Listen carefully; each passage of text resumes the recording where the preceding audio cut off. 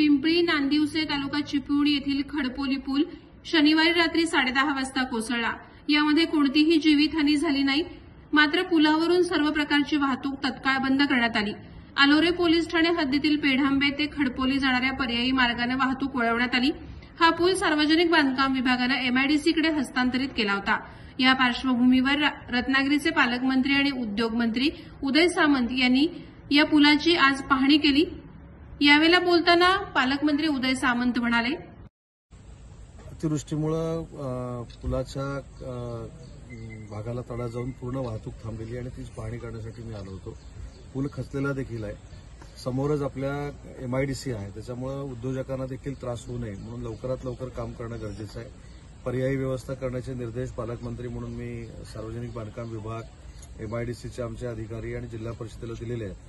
आज त्याच्या पर्यायी मार्गासाठी प्रांताधिकारी बैठक घेतील, वाहतूक सुरळीत सुरू होईल आणि या पुलासाठी जे काही पैसे लागणार आहेत ते एमआयडीसी मार्फत देण्याचा निर्णय मी घेतलाय।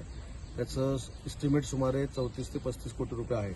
ते सगळे पैसे एमआयडीसी मार्फत आम्ही देणार आहोत आणि आपल्याला आठवत असेल की खेडच्या पुलाच्या बाबतीत जी टेक्नॉलॉजी वापरली गेली आणि लवकरात लवकर पूल बांधण्यात आला, तीच टेक्नॉलॉजी वापरून हा खडपोलीचा जो पूल आहे हा बांधण्यासाठी एमआयडीसी प्रयत्न करेल आणि तशा सूचना मी एमआयडीसीच्या अधिकाऱ्यांना दिलेल्या आहेत। सार्वजनिक बांधकाम विभागानं एनओसी जी द्यायची होती ती देखील आम्हाला एमआयडीसीला दिली, त्याच्यामुळे 15 दिवसाच्या आत टेंडर या पुलाचं निघेल आणि लवकरात लवकर काम सुरू होईल। आणि गणपती सणामध्ये घटना घडते आणि तुम्ही 5 जुलैला 27 कोटी काहीतरी मंजूर केले होते अशी माहिती मिळते सर।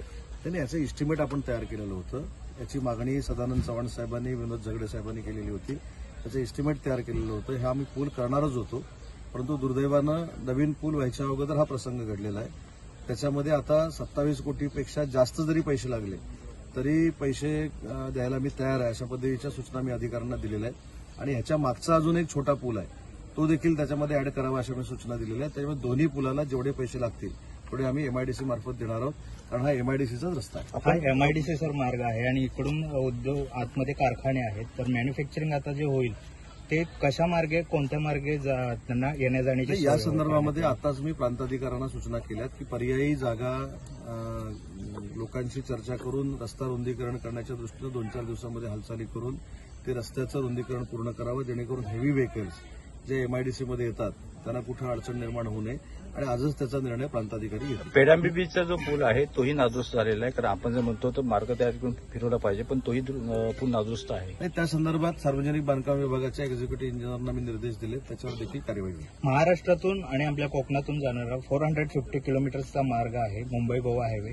याच्यातून तुम्ही आता प्रवास करून आलेला आहात। काही ठिकाणी खड्ड्यांचं साम्राज्य दिसून येतं, भरपूर जणांची या संदर्भात ओरड आहे, काय सांगाल तसं? मला असं वाटतं की थोडी सुधारणा मी करतो आणि आपल्याला देखील विनंती करतो, मी ज्या प्रवासानं आता आलो तो आपण देखील प्रवास करणं गरजेचं आहे। काय होतं की आपण आपल्या पद्धतीने जे काही विचार मांडतो त्याच्यामुळे अख्खा मुंबई गोवा महामार्गच खड्ड्यानं व्यापलेला आहे अशा पद्धतीचं एक चित्र निर्माण होतं।